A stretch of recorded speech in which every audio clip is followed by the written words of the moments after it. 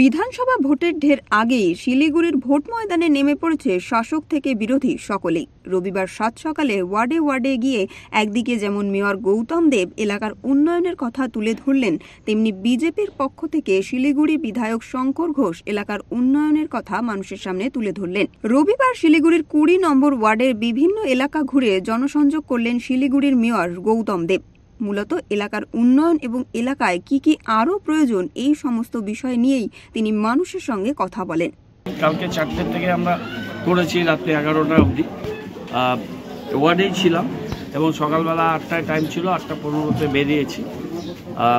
মন্দিরে পুজো দিয়ে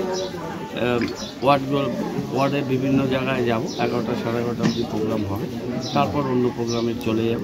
এটা মানুষের কাছে চলো, এটা 12th এডিশন। এছাড়াও আরও 2টো ওয়ার্ডে আমি স্টে ওয়েতে প্রোগ্রাম করেছি, মানুষের কাছে চলো ছিল না। এটা সেকেন্ড ফেজে আমাদের প্রোগ্রামটা শুরু হয়েছে। 11টা ওয়ার্ড আমরা এর আগে করলাম। খুব দ্রুত মাসে 3-4টে করে প্রোগ্রাম করে আমরা খুব তাড়াতাড়ি 47টা ওয়ার্ডে করব।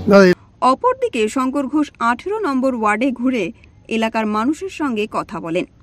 এই কাজ দেখাদেখি না করে আগের থেকে করলে ভালো হতো।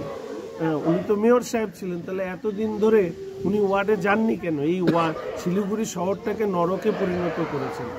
তো আগের থেকে গেলে তাহলে তো আজকে যখন আমার মাধ্যমে মেয়র সাহেব তো কি টক টু মেয়র করেন, আমি তো একেবারে অন দ্য স্পট কাজ করি।